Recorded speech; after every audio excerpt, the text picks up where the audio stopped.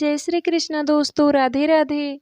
मिथिला नाम की नगरी में महाराज जनक राज्य करते थे। उनका नाम था शीरध्वज। एक बार वह यज्ञ के लिए पृथ्वी जोत रहे थे। उस समय फाल से बनी गहरी रेखा द्वारा एक कुमारी कन्या का प्रादुर्भाव हुआ। रति से भी सुंदर कन्या को देखकर राजा को बड़ी प्रसन्नता हुई और उन्होंने उस कन्या का नाम सीता रख दिया। परम सुंदरी सीता एक दिन सखियों के साथ उद्यान में खेल रही थी। वहां उन्हें एक सुख पक्षी का जोड़ा दिखाई दिया जो बड़ा मनोरम था। वह दोनों पक्षी एक पर्वत की चोटी पर बैठकर इस प्रकार बोल रहे थे, पृथ्वी पर श्री राम नाम से विख्यात एक बड़े सुंदर राजा होंगे। उनकी महारानी सीता के नाम से विख्यात होंगी। श्री राम सीता के साथ 11,000 वर्षों तक राज्य करेंगे। धन्य है वह जानकी देवी और धन्य है वह श्री राम। तोते को ऐसी बातें करते देख सीता ने यह सोचा कि ये दोनों मेरे ही जीवन की कथा कह रहे हैं, इन्हें पकड़कर सभी बातें पूछूं। ऐसा विचार कर उन्होंने अपनी सखियों से कहा, यह पक्षियों का जोड़ा सुंदर है, तुम लोग चुपके से जाकर इसे पकड़ लाओ। सखियां उस पर्वत पर गई और दोनों सुंदर पक्षियों को पकड़ लाई। सीता उन पक्षियों से बोली, तुम दोनों बड़े सुंदर हो, देखो डरना नहीं। बताओ तुम कौन हो और कहाँ से आए हो? राम कौन है और सीता कौन है? तुम्हें उनकी जानकारी कैसे हुई? सारी बातों को जल्दी जल्दी बताओ, भय न करो। सीता के इस प्रकार पूछने पर दोनों पक्षी सब बातें बताने लगे। देवी, वाल्मीकि नाम से विख्यात एक बहुत बड़े महर्षि हैं। हम दोनों उन्हीं के आश्रम में रहते हैं। महर्षि ने रामायण नाम का एक ग्रंथ बनाया है जो सदा मन को प्रिय जान पड़ता है। उन्होंने शिष्यों को उस रामायण का अध्ययन भी कराया है। रामायण का कलेवर बहुत बड़ा है, हम लोगों ने उसे पूरा सुना है। राम और जानकी कौन है, इस बात को हम बताते हैं तथा इसकी भी सूचना देते हैं कि जानकी के विषय में क्या क्या बातें होने वाली है। तुम ध्यान देकर सुनो। महर्षि ऋष्यशृंग के द्वारा कराए हुए पुत्रेष्ट यज्ञ के प्रभाव से भगवान विष्णु राम, लक्ष्मण, भरत और शत्रुघ्न ये 4 शरीर धारण करके प्रकट होंगे। देवंगनाएं भी उनकी उत्तम कथा का गान करेंगी। श्री राम महर्षि विश्वामित्र के साथ भाई लक्ष्मण सहित हाथ में धनुष लिए मिथिला पधारेंगे। उस समय वहां वह शिव जी के धनुष को तोड़ेंगे और अत्यंत मनोहर रूप वाली सीता को अपनी पत्नी के रूप में ग्रहण करेंगे। फिर उन्हीं के साथ श्री राम अपने विशाल राज्य का पालन करेंगे। ये तथा और भी बहुत सी बातें वहाँ हमारे सुनने में आई है। सुंदरी, हमने तुम्हें सब कुछ बता दिया, अब हम जाना चाहते हैं, हमें छोड़ दो। पक्षियों की ये अत्यंत मधुर बातें सुनकर सीता ने उन्हें मन में धारण किया और पुनः उन दोनों से पूछा, राम कहाँ होंगे, वह किसके पुत्र हैं और कैसे वह आकर जानकी को ग्रहण करेंगे? मनुष्य अवतार में उनका श्री विग्रह कैसा होगा?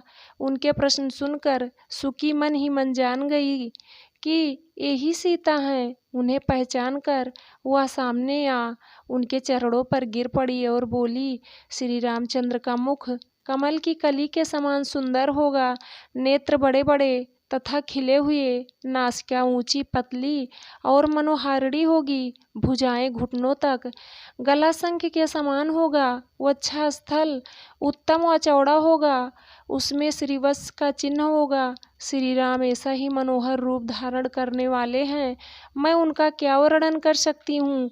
जिसके 100 मुख हैं वह भी उनके गुणों का बखान नहीं कर सकता। फिर हमारे जैसे पक्षी की क्या बिसात है। वह जानकी देवी धन्य है जो शीघ्र रघुनाथ जी के साथ हजारों वर्षों तक प्रसन्नता पूर्वक विहार करेंगी।